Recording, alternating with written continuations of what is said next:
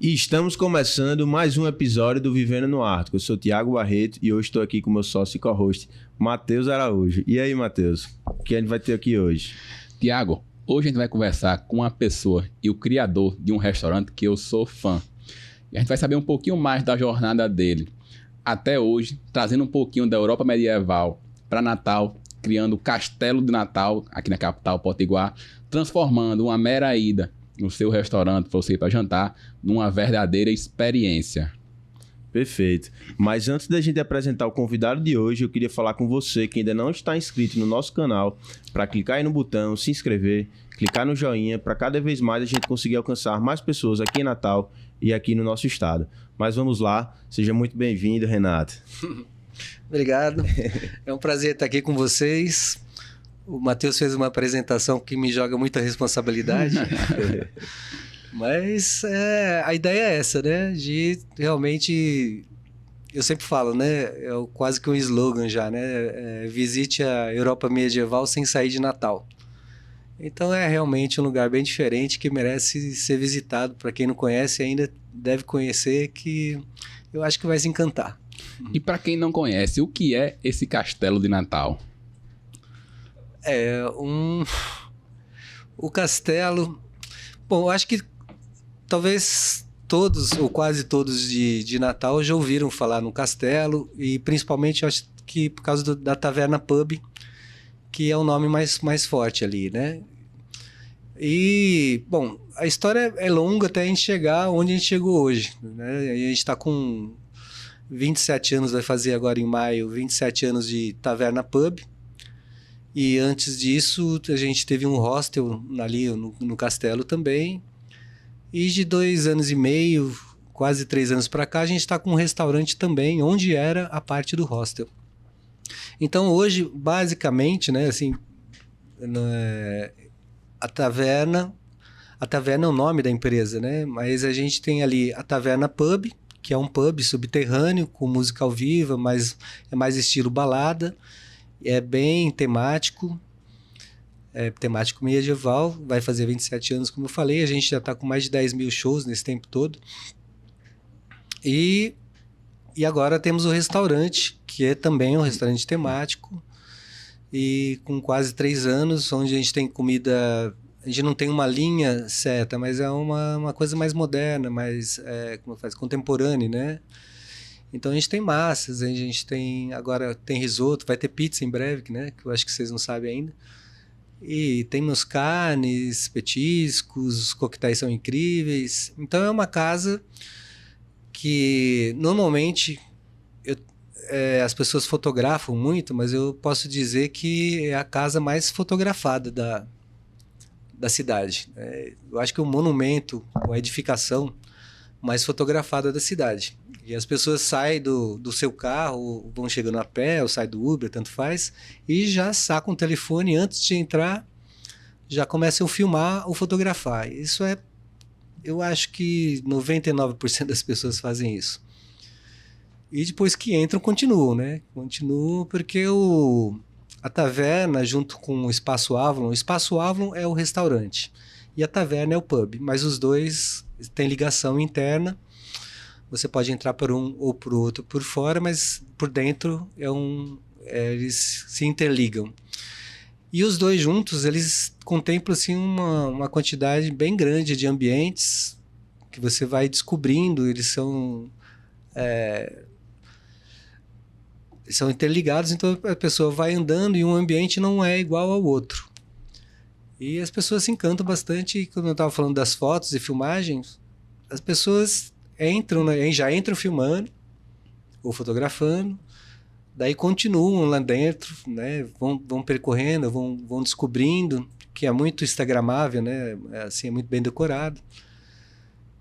Daí janta ou come alguma coisa ou bebe, depois vai de novo fazer uma outra sessão de fotos. Então a gente tem uma economia muito grande de postagens, porque o próprio cliente posta e marca a gente reposta as coisas, né, o que o cliente faz, que ficam muito bons, né? Hoje mesmo eu acordei, sempre dou uma olhada no que foi postado pelos clientes no dia anterior, E tem fotos magníficas de coquetéis, de pratos, dos próprios clientes, e a gente vai postando. E qual é a sensação que você sente quando as pessoas, antes mesmo de entrar lá, já estão postando alguma coisa no seu castelo, já estão tirando uma foto? O que é que você sente nesse momento? Bom, eu acho que a gente acaba se acostumando, mas eu acho que é uma realização de trabalho bem feito, né? A missão da empresa, né? A missão oficial da empresa é encantar as pessoas e ser um lugar massa para trabalhar. Essa é a nossa missão. Então, o foco é encantar o cliente. Tanto faz não, incluindo, né, a arquitetura, a decoração, o atendimento, a apresentação e sabor dos coquetéis, como da comida. Claro, a gente tem muito a aprender, né? Eu nunca tinha tido um restaurante antes, não é uma coisa fácil. Então, existem restaurantes consolidados na cidade que são maravilhosos e que têm 25, 30 anos, assim como eu tenho de casa, de taverna. Mas cada dia é um aprendizado novo e o foco é esse, né? Eu conheço a empresa de vocês também, a Ártico, e também sei que o foco de vocês está sempre melhorando, está sempre buscando, e é isso que a gente está fazendo lá também.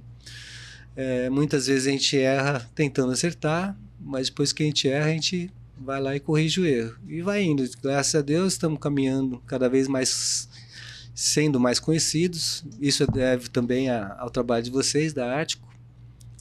Aliás, também obrigado pelo convite de estar aqui, né?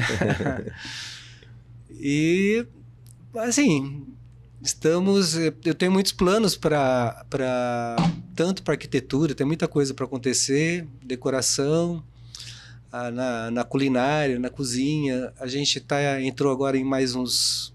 o Sebrae, ele presta assessoria, né? Quer dizer, através do Sebrae você consegue assessorias. Hoje a gente vai começar agora 2 assessorias com o Senac, uma para cozinha, outra para atendimento. E a perspectiva é a gente cada vez mais chegar a nossa missão mesmo, que é encantar as pessoas. Temos conseguido, né? Algumas vezes... a gente não consegue agradar todas as pessoas, mas a gente, no geral, a gente tem conseguido bons resultados. A gente vê pela nossa avaliação na internet, no Google e em outras mídias, que a gente está indo no caminho certo. Quando a gente erra, a gente tenta corrigir. Então, o Espaço Avalon e o restaurante é um restaurante, a Taverna Pub é um bar, mais balada, mas não só balada, porque também tem blues, por exemplo. Não sei se você considera um blues ou jazz uma balada, né? Mas os dois têm música, o restaurante Avalon, ele tem música todos os dias, todas as noites, menos domingo atualmente, mas a gente vai abrir domingo em breve, passar a abrir domingo também. E a taverna tem música hoje de segundas, sextas e sábados. Então, a sugestão é que o cliente jante num Espaço Avalon. Antes de jantar, tire muitas fotos, vídeos, faça suas postagens. E jante ou vá para tomar um chopp, porque tem uma choperia também. E, se desejar, depois estica mais um pouquinho, fica lá desce para a taverna, porque tem uma escada interna, né? Porque a taverna já é subterrânea. E tem uma noite completa. Aí você sai para jantar, come bem, toma um chopinho, daí se quer curtir, dançar um pouquinho, vai pro pub também. Então a pegada é essa. E como surgiu essa ideia, né? Você falou aí muito do que já é hoje, do que, enfim, de toda a experiência, mas por que do nada você falou, vou construir um castelo aqui em Natal? De onde surgiu essa ideia? Foi alguma viagem? Foi alguma coisa às vezes da infância, não sei. Eu iria até mais além, né? Porque, como você falou, são 27 anos já do espaço. Era o hostel, agora a taverna. Mas da onde surgiu essa sua jornada empreendedora? Desde quando você decidiu empreender?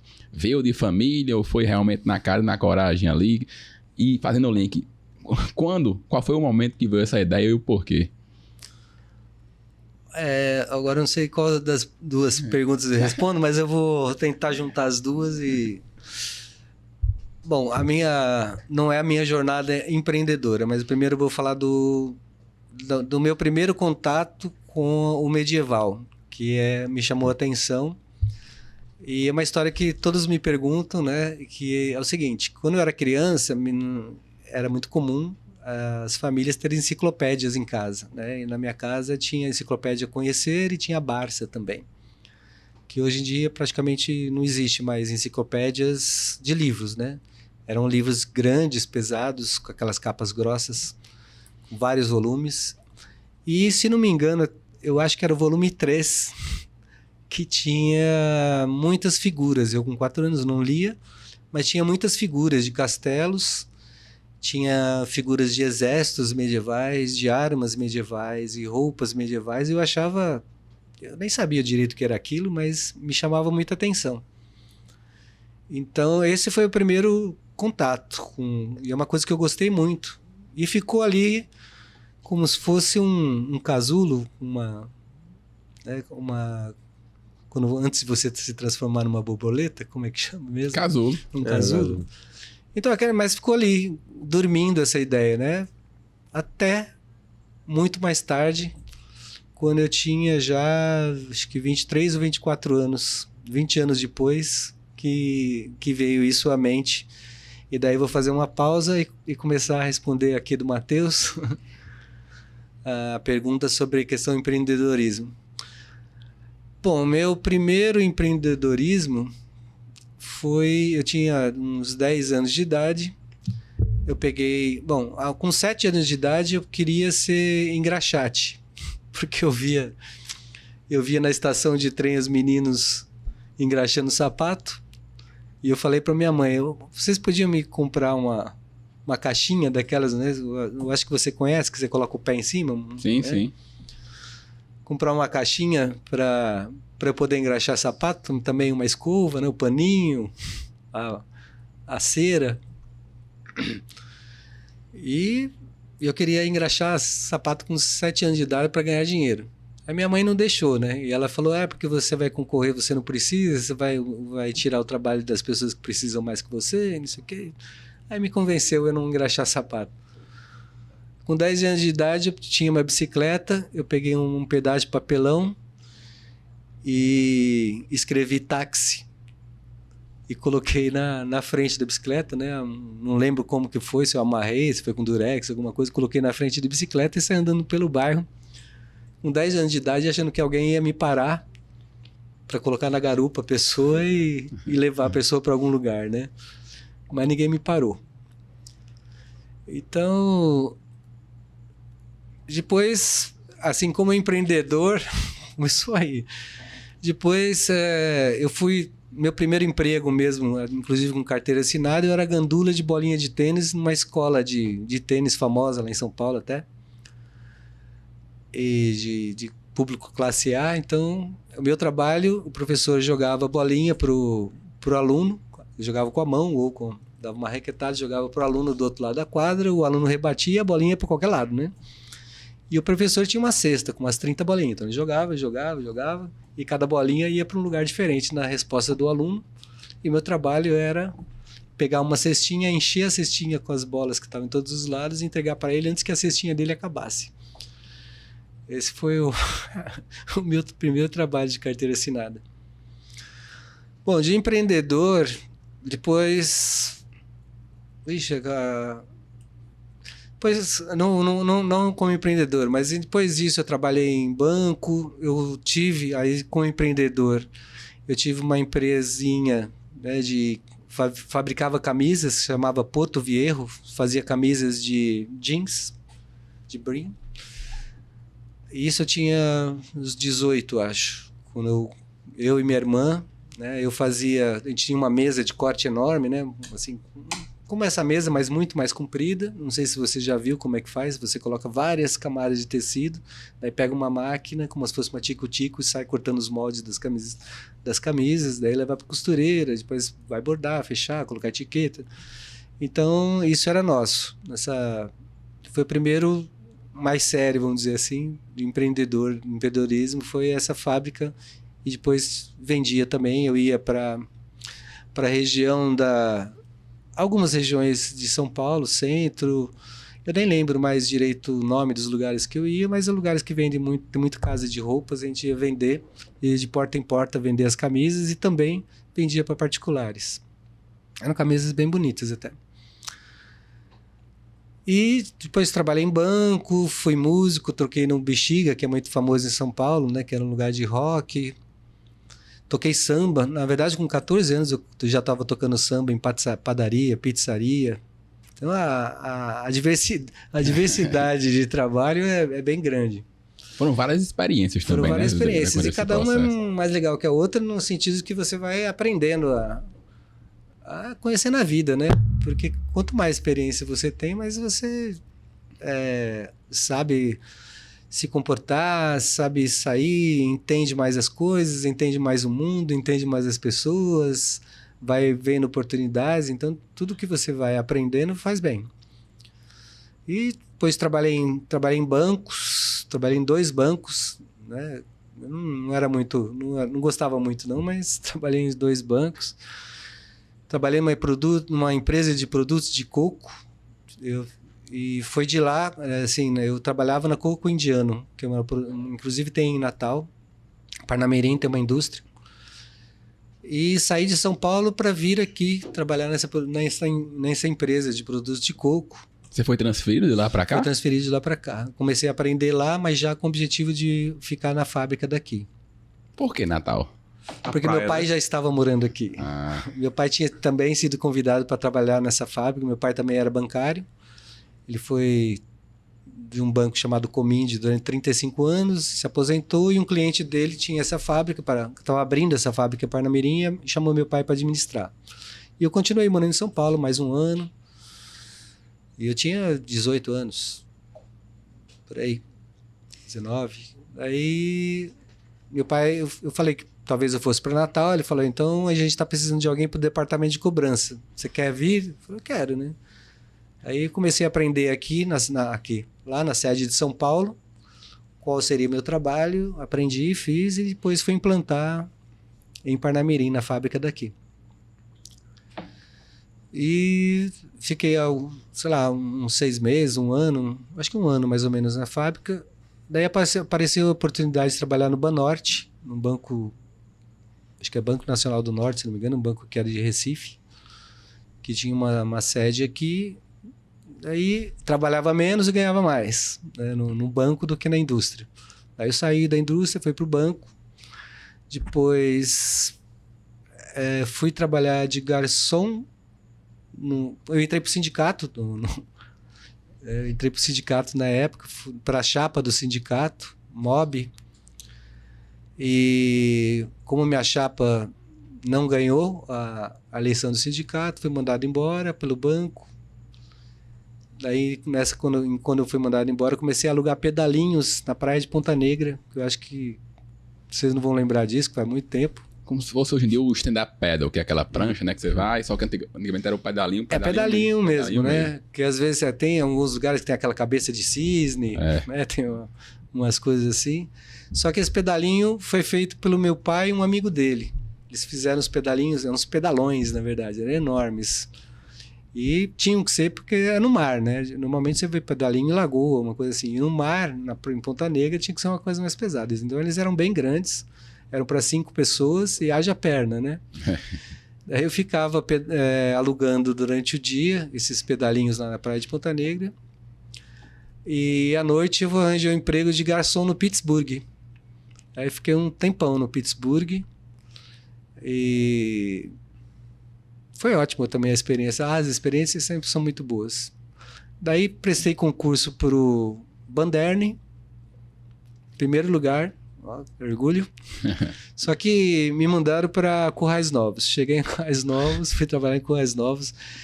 E eu tinha saído de São Paulo, uma megalópole, né? Para Natal a diferença já era bem grande. Isso há 35 anos atrás. E só que Currais Novos já era demais para mim. Que era muito pequeno na época. Então, hoje em dia acabava de 5 horas, né? Todo mundo nas calçadas, vendo o movimento. Não, assim, das 10 da manhã às 4 da tarde não tem uma pessoa na rua por causa do calor, né? Você não encontra ninguém. Parece que a cidade é uma cidade fantasma. Então você só vê gente muito cedo ou depois que o sol está se pondo, né?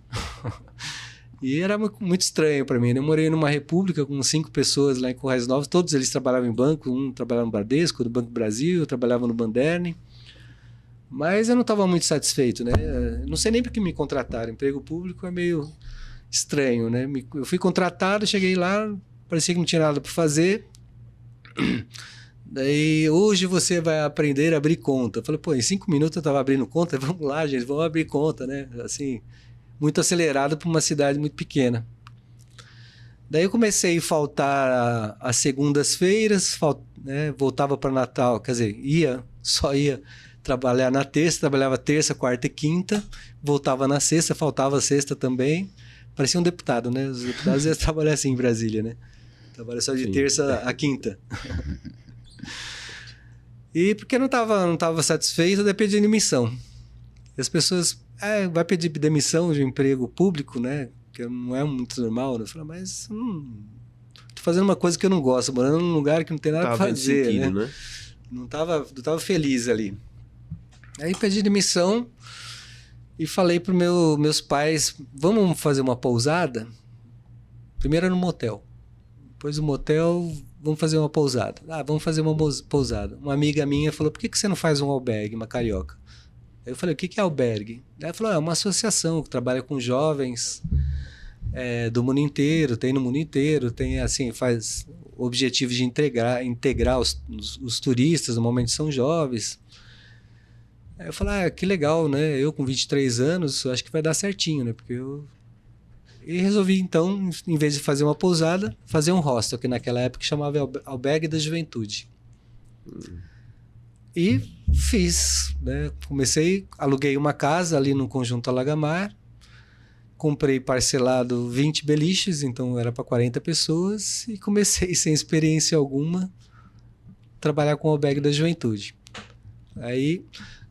Vou tomar um copo de água. Um golezinho. Então, antes de virar o hostel, começou como albergue. Já começou como hostel? Não, o hostel e albergue é a mesma coisa. Tá. É porque naquela época se falava albergue da juventude. Sim. Que as pessoas confundiam muito com aqueles albergues noturnos, com quem chega na cidade, não tem onde dormir. Porque existe um albergue que é assistencialista, né, que normalmente são das prefeituras, onde as pessoas que não têm onde ficar, ficam. Inclusive tinha um ali perto do Centro Turismo. Como naquele filme de Will Smith, né? Que à noite ele vai dormir com o filho. Como aquele filme. Então, mas o albergue da juventude não tem nada a ver com isso, você paga, né? É como uma hospedagem. A diferença principal de um albergue ou de um hostel, que hoje chamam-se hostels. A diferença principal é que em vez de você alugar um quarto, você aluga uma cama. E é uma experiência muito bacana, porque você está viajando sozinho, né? Daí você, Matheus, não conhece o Thiago, e o Thiago é da Bélgica, e não conhece o Renato, que é do Japão, ou da Bahia, né? E você está viajando sozinho. Daí você vai se hospedar num quarto onde tem o Thiago, que é da Bélgica, e o Renato da Bahia. Então você vai fazer uma amizade, você vai aprender a cultura do Thiago, que é da Bélgica, vai entender um pouco como é que funciona a minha região, né? Essa troca de cultura, esse era o objetivo dos albergues da juventude. E quando você fosse um dia para a Bélgica, você já tinha o endereço do Thiago e já ficaria na casa dele provavelmente. Então era uma coisa que proporcionava que as pessoas fizessem muita amizade, né? Então você chega num lugar sem conhecer nada e tá todo mundo na mesma vibe e acaba se fazendo uma turma muito bacana. Então, assim, a probabilidade de você fazer fortes amizades frequentando os hostels que ainda existem hoje é muito forte, é muito legal. Eu mesmo conheci a minha ex-mulher, que foi minha hóspede. Vários funcionários conheceram suas mulheres ou seus maridos também lá. E entre os próprios turistas, nem sei quantos, muitos, centenas ou amizades, milhares, né? Dezenas de milhares. Mas é um lugar para você conhecer pessoas, recomendo fortemente. Os hostels através do mundo são muitos, né? E ali eu fiquei 5 anos até...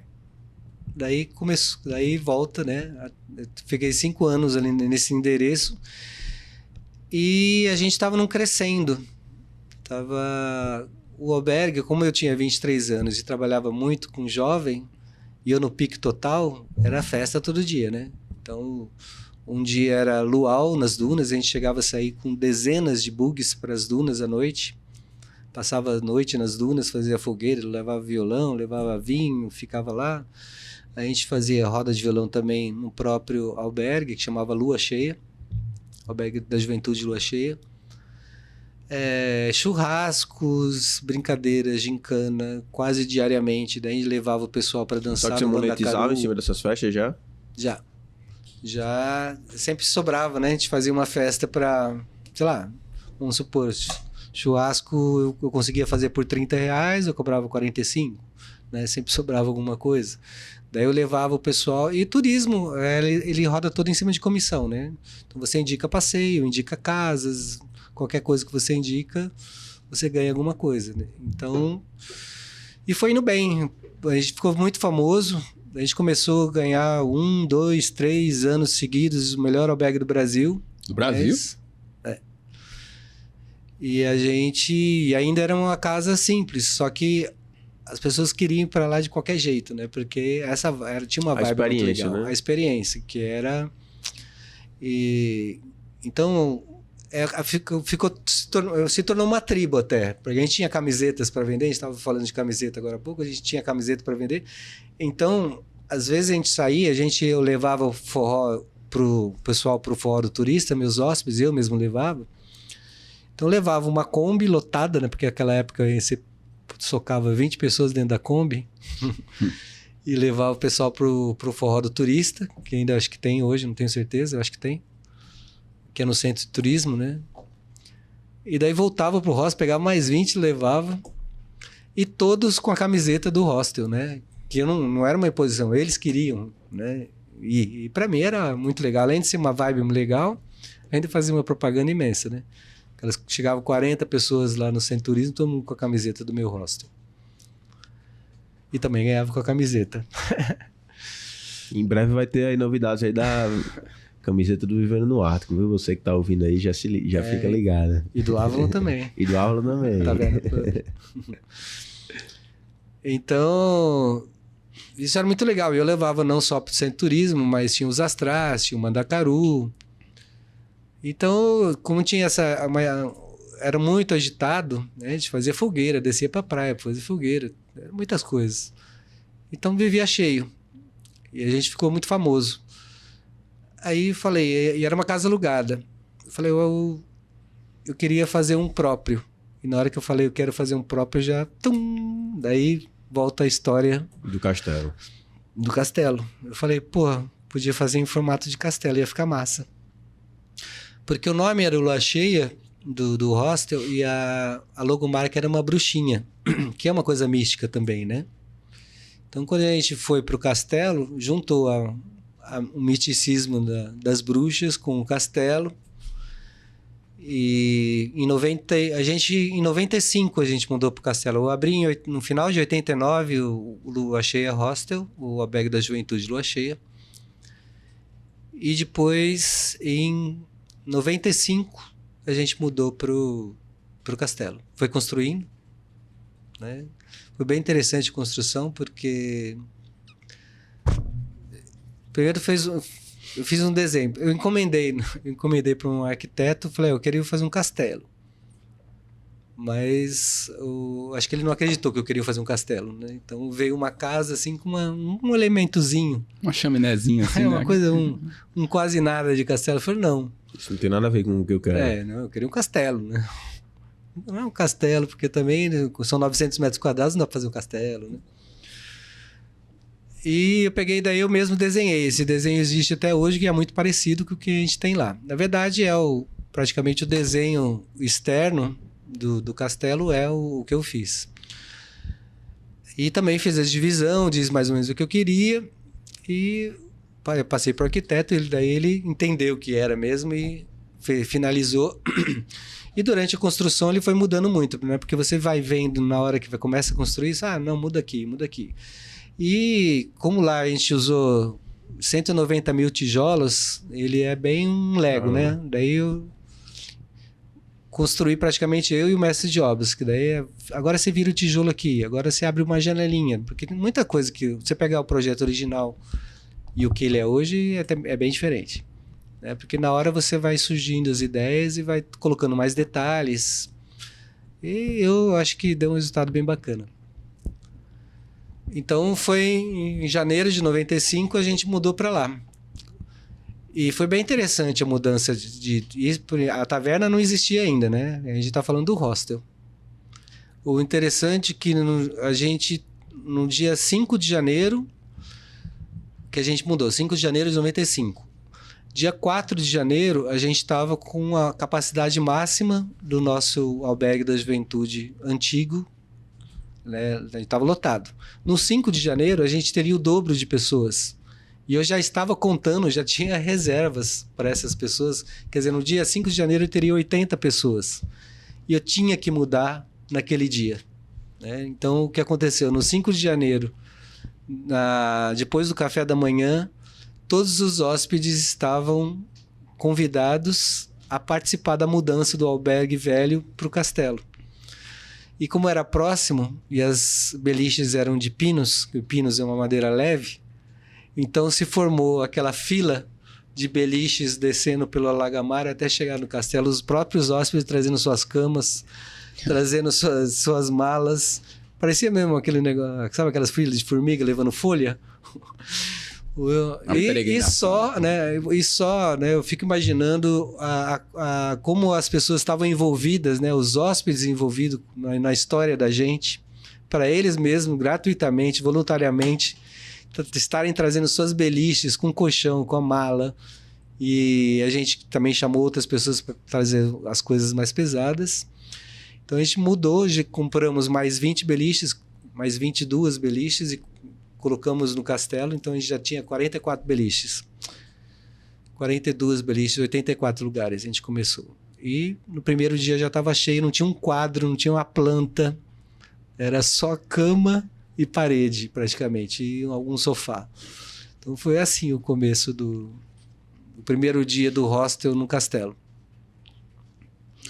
E aí, construiu o hostel, beleza. Quanto tempo o hostel ficou antes de surgir o primeiro ambiente que hoje em dia existe até hoje, né? Que é a taverna, o pub. Porque tudo começou por lá e depois você criou o restaurante. Como é que foi essa transição para o pub também? Ele já foi construído originalmente no castelo ou foi construído depois? Isso... Infelizmente, a ideia do pub veio quando já estava bem adiantado o hostel, né? E quando eu estava... o castelo já estava funcionando. Eu falei, eu fiz um castelo, devia ter uma taverna, né? Assim, que ficaria mais legal ainda. Aí, só que a ideia veio depois. Se eu tivesse vindo antes, teria sido bem mais legal, porque eu teria entrado mais por baixo do castelo, né? E depois de pronto o castelo, ficaria bem mais caro. Então, a gente ia ir num quintal, sobrando, tinha mais ali 5 metros sobrando, que era um quintal, e ali foi feita a taverna. E a taverna eu comecei a pensar... Bom, a gente inaugurou em 95. Logo depois da inauguração veio a ideia de fazer a taverna. Mas ela foi inaugurada em maio de 97. E a taverna também. A taverna foi quando eu falo com os arquitetos, eles piram, né? Hoje você não consegue fazer mais isso, né? Muitas coisas que a gente fazia antigamente, por falta de fiscalização... né? Não tinha tantas coisas, então a taverna ela foi feita primeiro e desenhada depois. A parte da taverna, que o castelo não anexa, a taverna foi um anexo da taverna, né? Então ele veio depois e veio na lateralzinha dele de 5 metros. Então foi eu e o mestre de obras, agora você faz um arco. Daí eu desenhava assim, mas para ele entender. Agora você pega o tijolo e vai fazendo assim, ó. Agora esse aqui, você sobe uma coluna aqui. Então foi feito assim. E até a questão de... Porque como ele é subterrâneo, para fazer a contenção, né? Não teve nem engenheiro. Fui eu que falei, ó, vamos fazer assim, a gente vai fazer uma viga no chão, vai subir 2 vigas lateral, a gente vai ligar uma viga em cima para fazer a contenção, né? Para as paredes, para não ter desmoronamento, né? Mas foi... Nem o engenheiro eu sou, mas foi eu que fiz, né? Então a gente colocou várias... vigas e colunas em volta, fazendo uma caixa para conter a rua e a construção do castelo. E aí fomos revestindo e fazendo tudo isso. E quando a taverna nasceu, foi 19 de maio de 97. Era um estilo muito diferente para a cidade. Natal não tinha bares assim. Tinha acabado de inaugurar o Blackout, que era um bar diferente também, não era muito temático, mas era um bar legal, que tinha uma outra proposta, como a taverna. Eu acho que a taverna inaugurou um mês depois do Blackout, mais ou menos. E nós dois, né, que era do Paulo Ubarana, o Blackout, nós dois, então, vamos dizer que inovamos. O Blackout era na Ribeira e a taverna em Ponta Negra. E a gente começamos a cobrar a entrada, que era uma novidade também. Não existia cobrar entrada nos bares de Natal na época. Aí cobrar a entrada para a gente ter bandas, né? Para poder pagar as bandas e tal. E aí começou. A proposta, quando eu abri a taverna, eu pensava em ter só blues e jazz. Só que depois de uns meses, eu vi que não ia segurar, blues e jazz não ia segurar, né? Daí a gente começou a colocar MPB, mais rock and roll, e daí a gente abriu, né? A gente tem uma diversidade grande de música, tem alguns gêneros que não são muito comuns lá, né? Que eu não aprecio, que é funk, piseiro também não aprecio muito. E também foge um pouco do conceito, né? Foge um pouco do conceito também, né? Mas a gente tem um leque grande e não é que seja proibido. Às vezes a gente tem festa que tem, né? E tem festas particulares também que o pessoal leva. Mas a nossa onda é mais por aí. Então, o Lua Cheia, a parte do hostel, inaugurou em janeiro de 95 e a taverna em maio de 97. E agora, você sempre comentou com a gente que no auge do taverna, vocês faziam fila ali no quarteirão, né? Bem antigamente, quando era uma novidade aqui na cidade, faziam voltas ali no quarteirão para as pessoas querendo entrar. E entendendo mais sobre o que você trabalhava também de marketing naquela época, o que fez gerar esse fenômeno. Quais eram as ações que você fazia naquela época lá, que não existia rede social, não existia Instagram, não existia televisão, YouTube. Naquela época, o que é que você fazia para o Taverna atingir esse sucesso? Mais a boca a pouca. Mas, bom, vamos dizer a verdade, né? O que aconteceu? A taverna inaugurou, a cidade inteira foi conhecer e a gente ali no blues e no jazz, no começo, nos primeiros meses. E era sempre a mesma banda, inclusive. Músicos muito bons, mas não era o que as pessoas queriam. E foi minguando. Depois eu falei, eu preciso fazer alguma coisa. Começamos a colocar outros estilos. MPB, blues, rock, samba. Começamos a dar uma diversificada para ver se era esse o problema. O problema que a gente não estava atingindo, porque todo mundo gostava, mas a gente não estava tendo público. E eu até quis vender a taverna nessa época, né? Eu falei, não rolou, vou tentar vender. Mas continuei, né? Tentar vender ficou só na cabeça mesmo. Mas eu continuei levando. Tinha dias que dava um casal. Tinha dois casais. E eu falei, meu Deus, o que aconteceu, né? E não era sempre assim, mas acontecia de ter noites assim. Aí uma vez eu chamei uma banda que inclusive vai tocar no aniversário da taverna no próximo dia 18 de maio. Aliás, anota aí, vocês que estão ouvindo aqui o nosso podcast, a gente está em 2024, viu? Não sei quanto tempo esse programa vai durar, né? Não, mas a gente está em 2024. Então, dia 18 de maio de 2024, a gente vai fazer 27 anos com 3 bandas, Nonato Negão. 3 bandas não, é o Nonato Negão, que foi... Vou falar sobre o Nonato Negão agora. E os Cara Velho e o DJ Solon Silvestre são as atrações do dia 18 de maio, aniversário de 27 anos da Taverna Pump. Já fiz minha propaganda. Então eu chamei o Nonato Negão, que é... O Nonato Negão, ele é ex-banda Eva, né, da Bahia. Então ele tinha uma pegada diferente, ia tocar numa quarta-feira, e eu peguei e fui eu mesmo, sozinho, mandei fazer uns panfletos e fui panfletar. Eu mesmo fui panfletar na praia de Ponta Negra. Vai ter uma festa amanhã, quarta-feira, né? E o que aconteceu à noite foi o dia mais cheio, desde que eu tinha aberto. Isso já tinha quase 1 ano de taverna. E foi uma noite cheia. Eu falei, olha... Quer dizer, não foi mais cheio que os primeiros dias, né? Assim, o primeiro mês foi bem cheio, que todo mundo foi para conhecer. Mas depois do boom... Depois do boom, que o negócio caiu... Aí eu fiz essa panfletagem, né? Como vocês falaram, a gente não tinha mídias, não tinha... Né? Acho que nem o Orkut, não sei se tinha naquela época. Então, era ou TV, que era muito caro, sempre foi, né? Para você fazer mídia, tinha rádio, a gente fazia rádio. A gente fez muita rádio, na verdade. E eu fiz essa panfletagem e deu um movimento bem legal. Aí eu falei, que bom, né? Na semana que vem, a mesma banda, panfletagem de novo, na praia, mais gente. Semana que vem, de novo, mesma banda, mais panfletagem, e o negócio é tum, tum, tum. E pá! Explodiu, né? A quarta-feira... eu tinha que parar meu carro, caso se eu chegava um pouco tarde, ou se eu saía, tinha que parar meu carro na Roberto Freire, porque não encontrava lugar para parar próximo da taverna.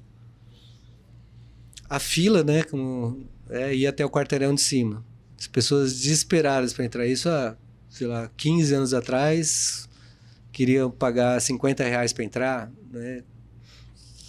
Era muito dinheiro na época. Assim, eu quero, tipo, a gente cobrava 30, que já era bastante para a época. Mas chegava outro com 50, com 100 para tentar furar a fila. E gente importante. E pior que a gente tinha um negócio que a gente não deixava entrar. Qualquer um tinha que pegar a fila, né? A gente não tinha privilégios. E as pessoas ficavam revoltadas, né?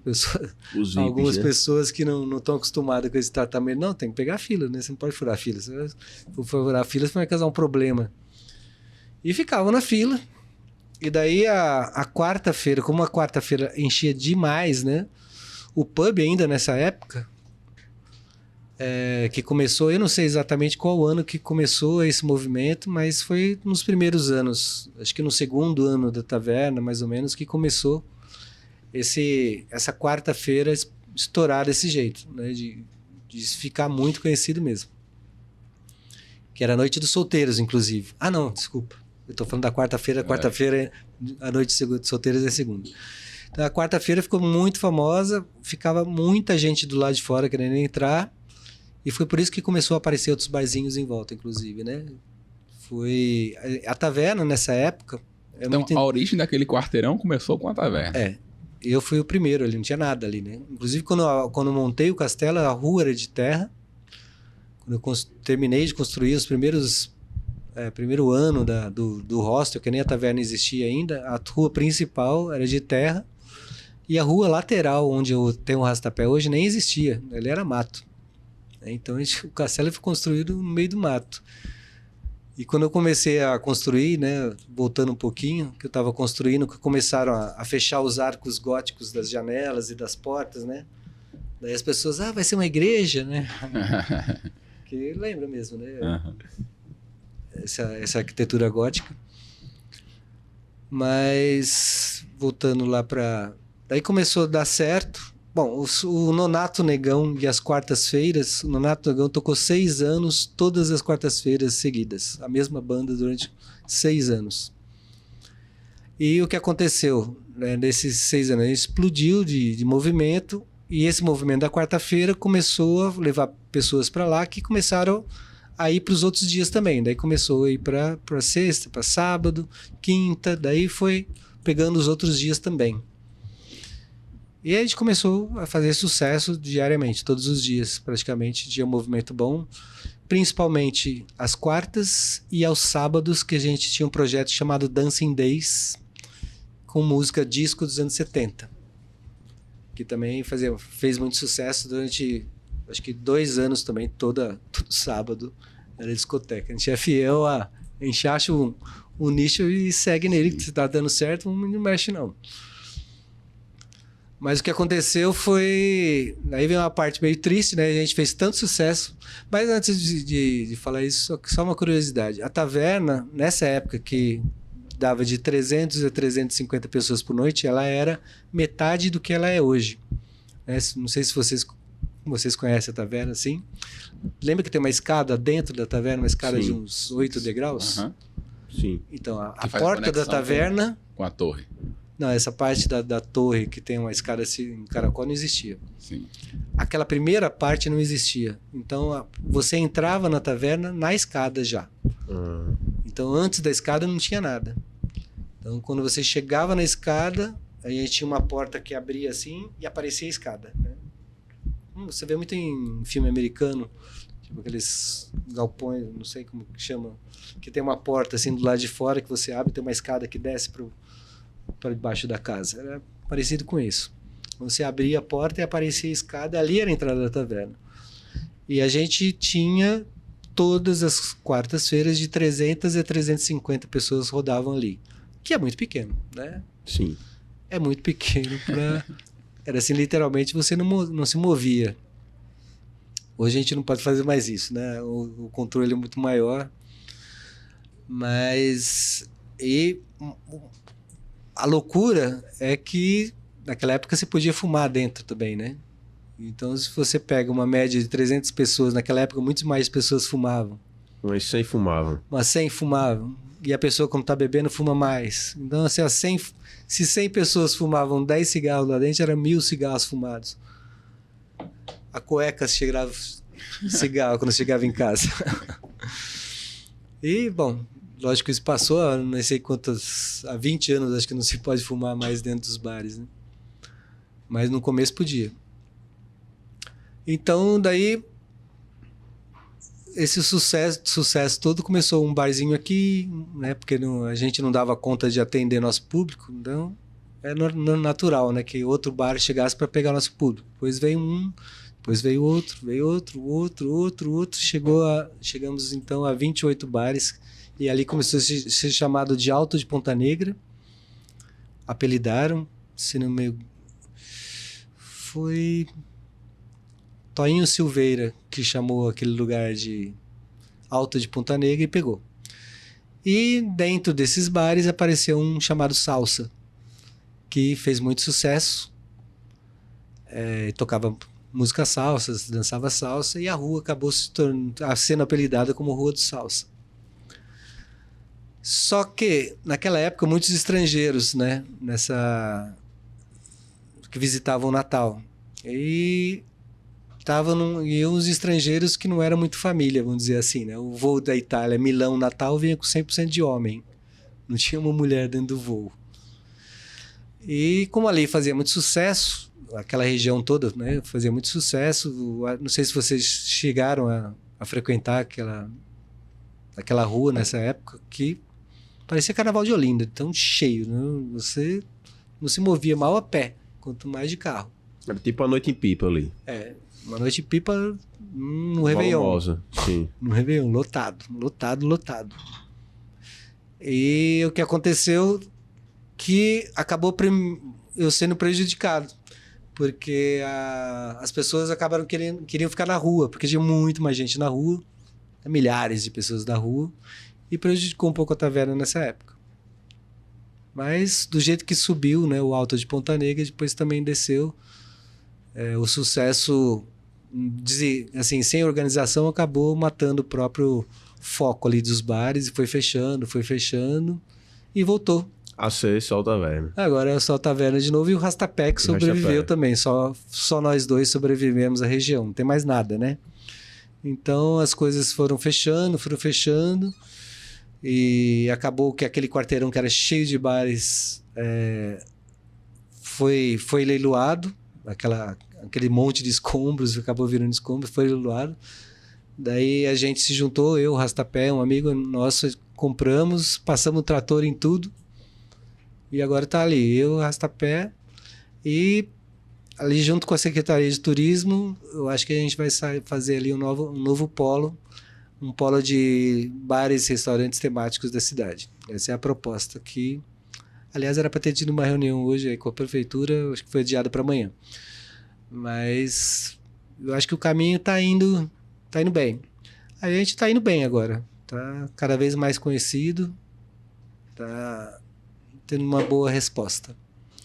Agora, isso nesse meio tempo, até um tempo atrás, até quando existiu o hostel? E as pessoas do hostel não se incomodavam com o barulho da taverna, não? Ou eles iam lá pra festa? Eles tinham prioridade na fila? Então. Eles tinham prioridade? O pessoal do hostel, eles entravam por trás. Eles já conheciam a estrutura, né? Porque tinha a parte de trás, onde funcionou a cozinha também. Então, se eles chegavam num horário que tinha fila, nem todo dia tinha fila.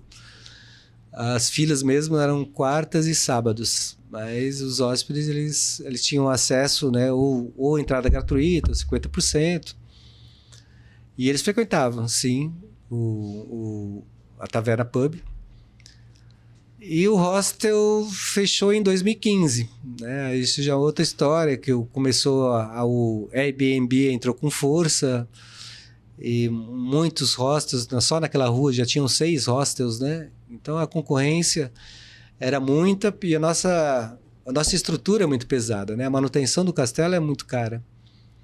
A quantidade de funcionários que a gente tinha, 33 funcionários, né? Então a gente falou, vamos fazer uma casa... A ideia era fazer uma casa noturna no castelo. Vamos terminar o hostel e fazer uma casa noturna. Mas acabou que não virou a casa noturna. Os processos, né, de fazer um projeto para casa noturna.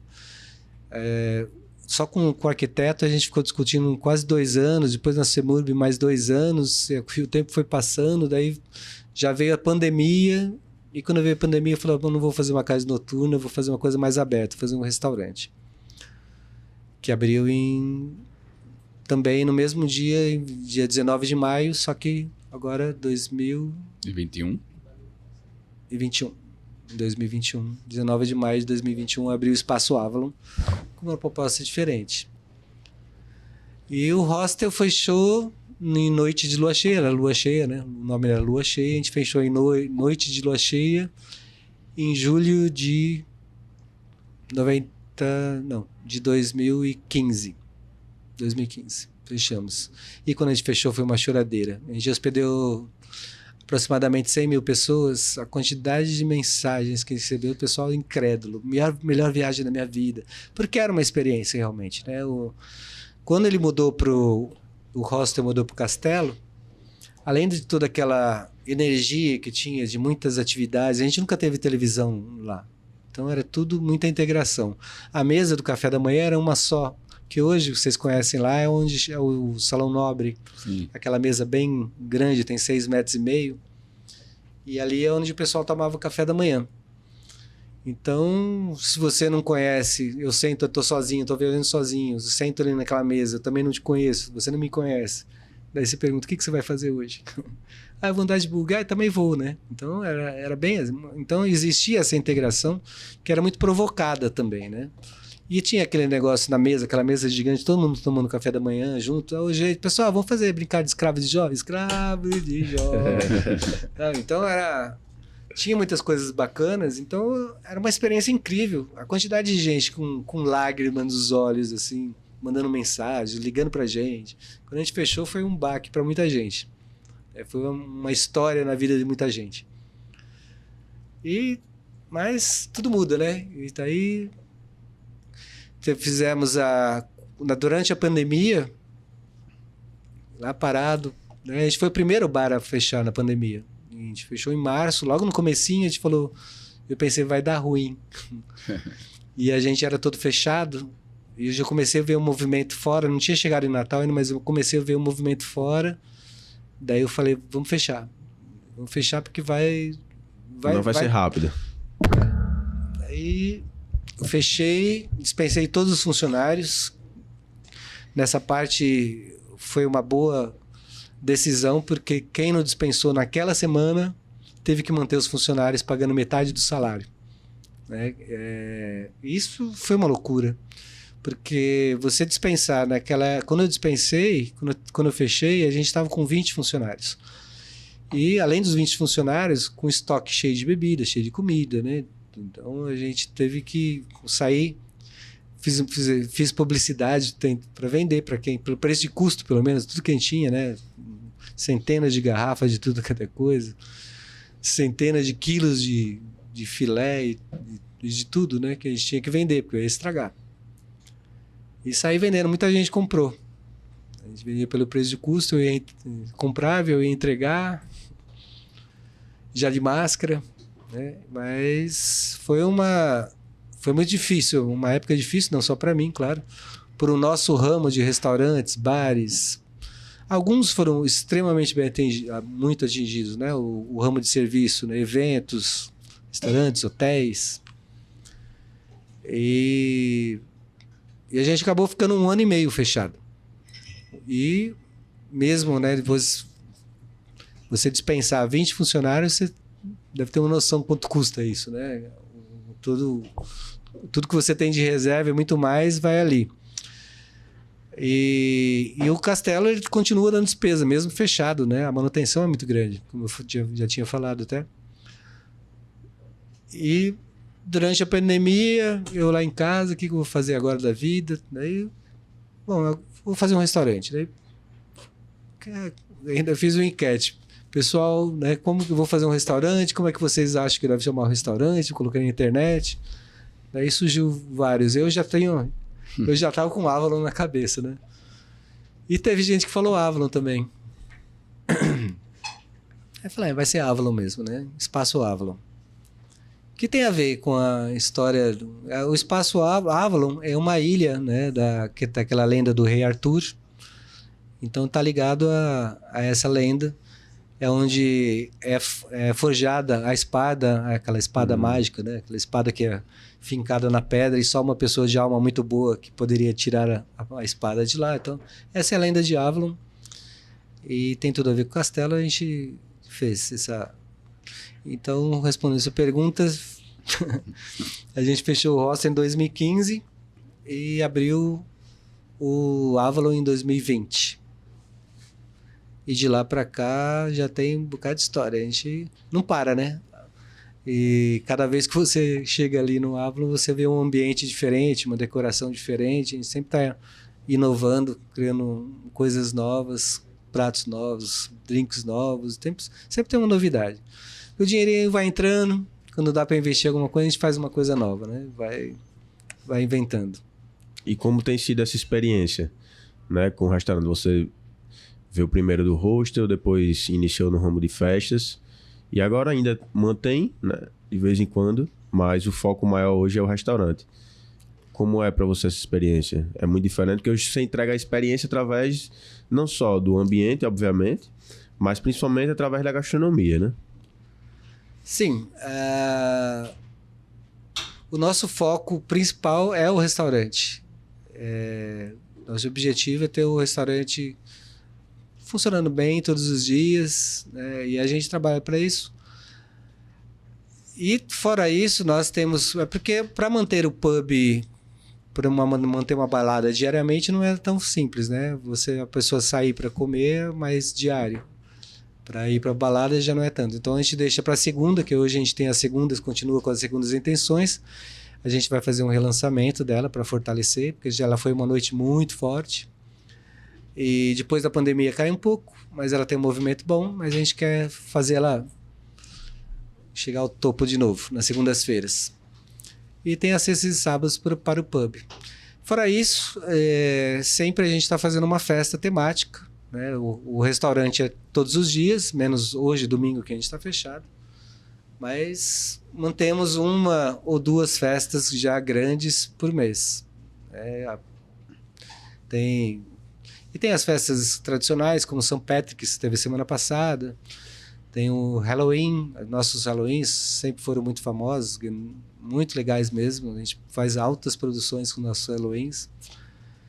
E tem a festa Tão Jovens, que tem sido um sucesso, né? A gente já fez a 3ª edição sábado retrasado, também lotado.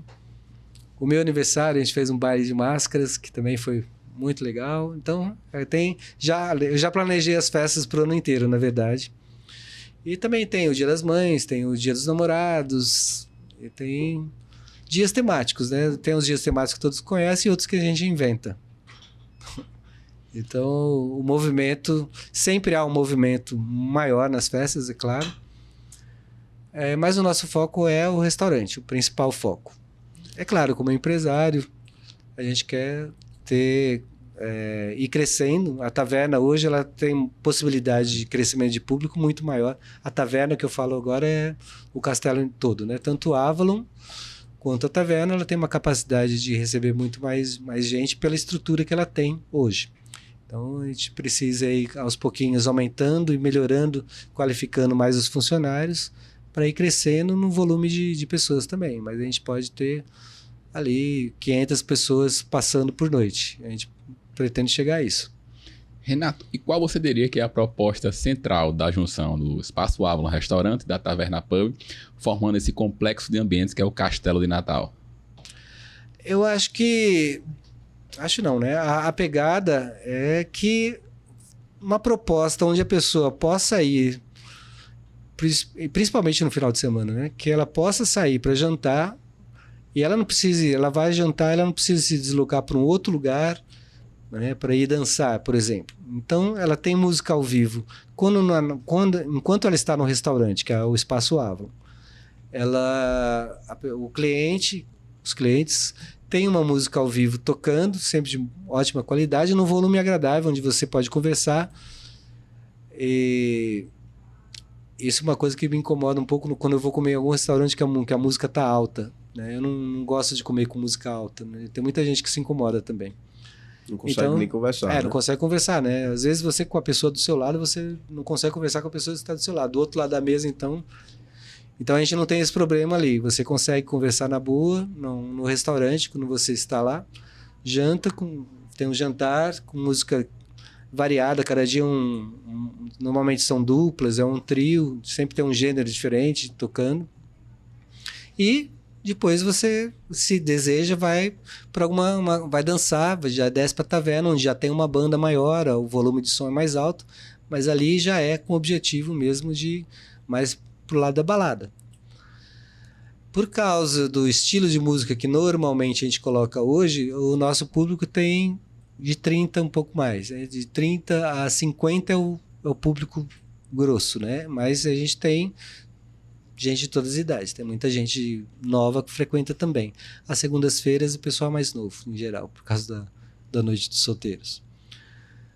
Mas é outro projeto que a gente tem também de focar nesse público, de fazer uma reciclagem, né? Afinal, a gente tem que manter o negócio, né? Senão a gente vai ficando velhinho e a gente vai perdendo o público, né? Vai perdendo o público. Porque tem uma engrenagem ali ligada. Porque o restaurante atende todos os públicos.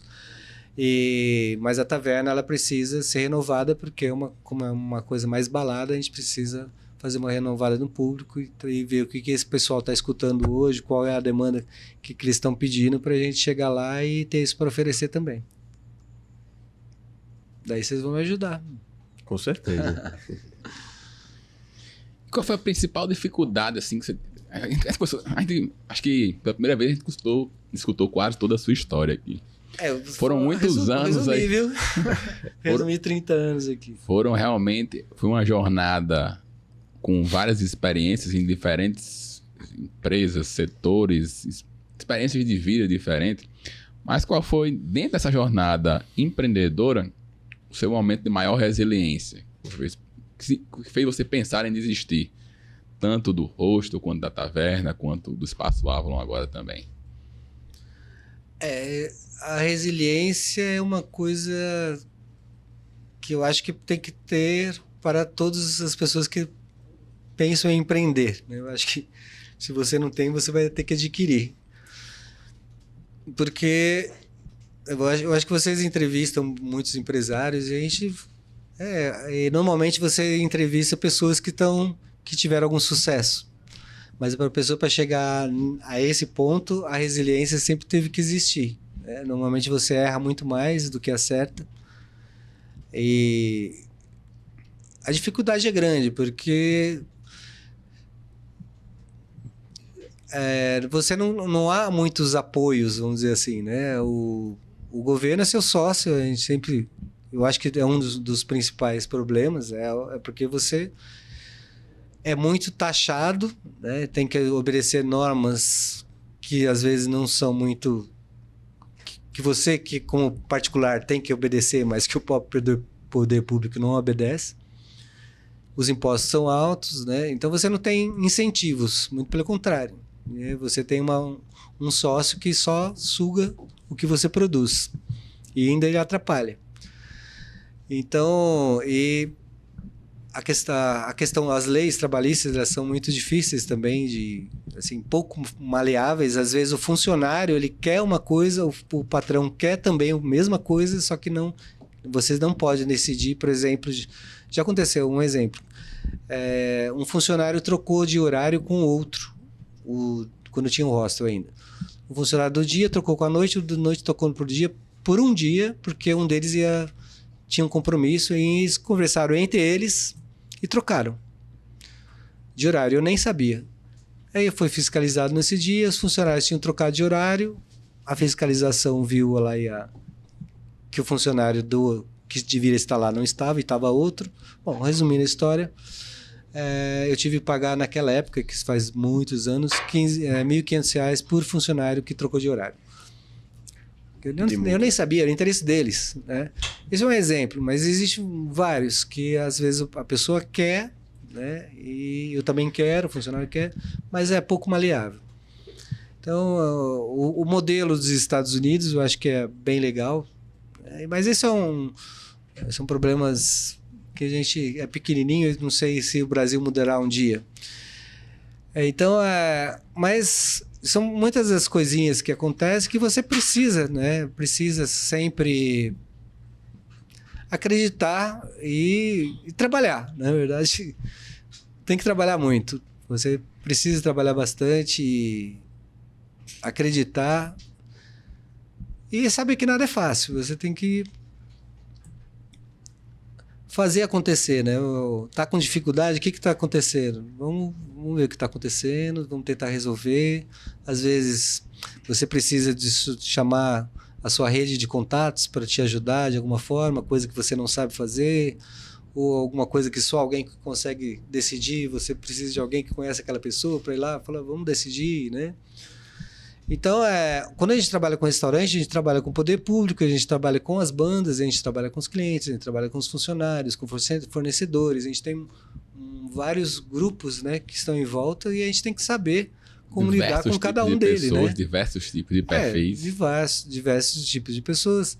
E tem coisas que você faz que agrada, a pessoa fica muito agradecida, e tem coisas que você faz a mesma coisa para uma pessoa e a pessoa fica ofendida, por exemplo, né?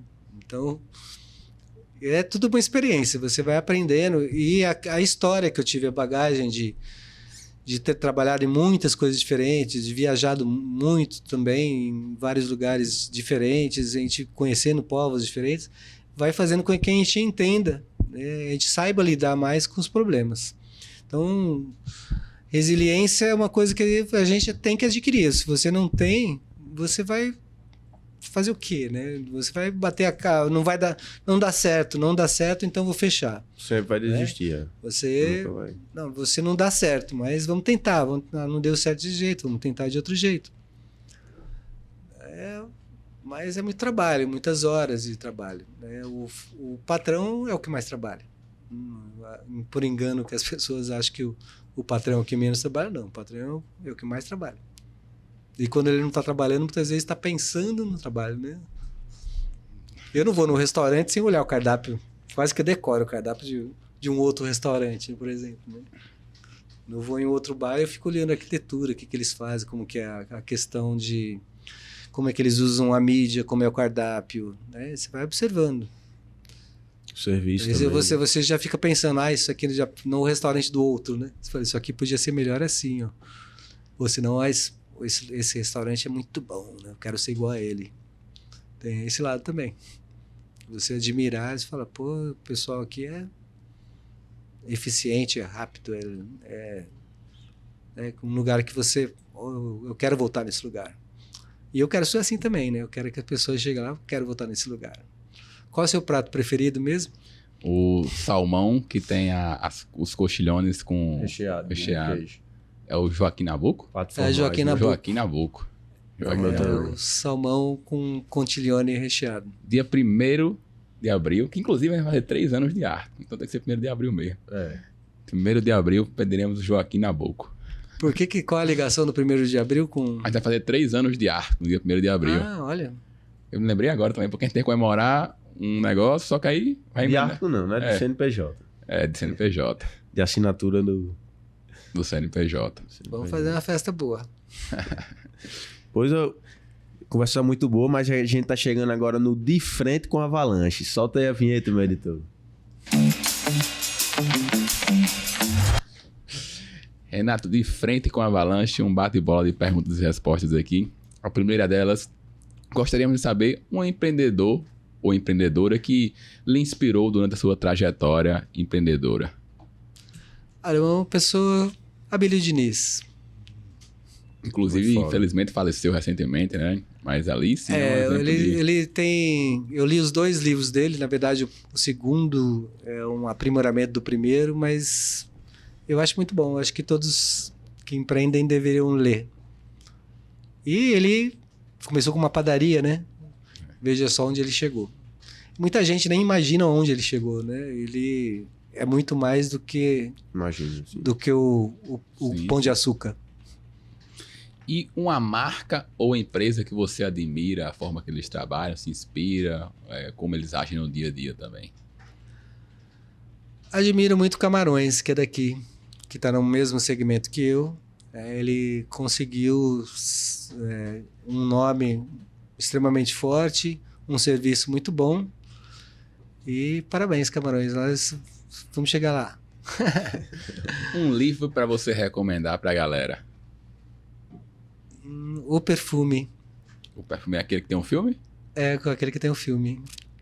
Foi o primeiro que me veio na cabeça. Tem muitos livros bons, né? Mas nem é de empreendedorismo.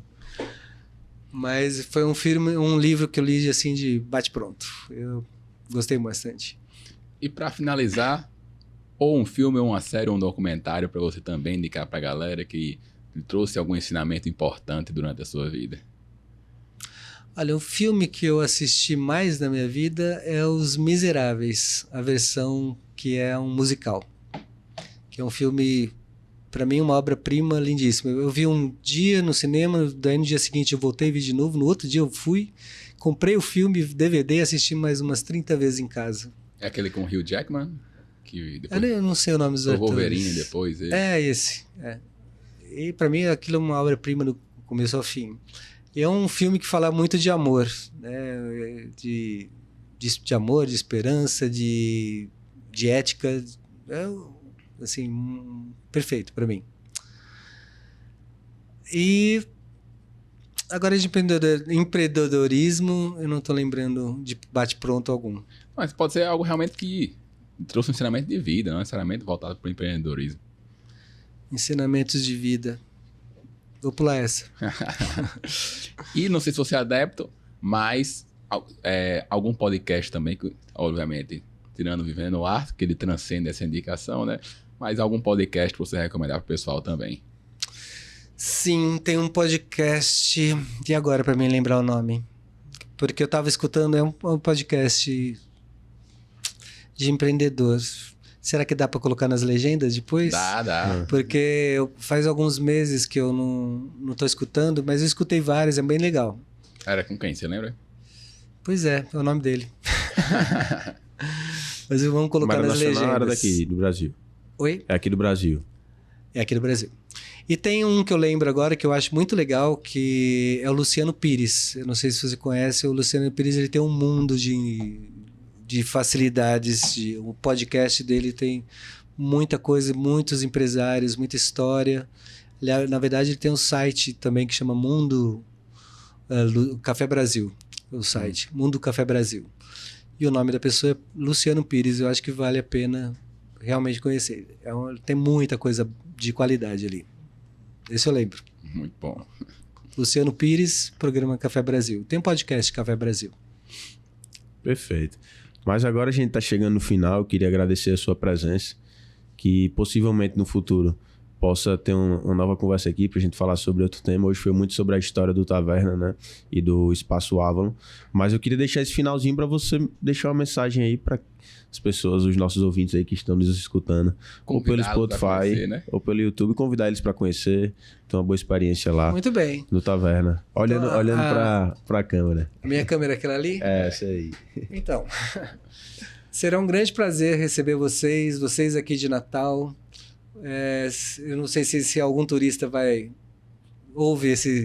ver esse programa também, mas nós temos um lugar muito legal que foi feito com muito carinho, que a proposta é realmente encantar. Então a gente tem um lugar que você vai comer uma comida boa, escutar uma música excelente, vai poder dançar, tudo no mesmo lugar com segurança. Estamos te esperando lá de segunda a sábado, após as 19 horas. É só seguir a gente, Taverna Pub Natal, tem no YouTube, ou tavernapub.com.br, o nosso site. Te espero lá, eu acho que você vai gostar. Tá bom?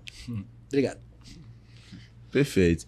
E obrigado você que ficou aqui até agora conosco. Até a próxima semana com mais um novo episódio. Valeu, galera.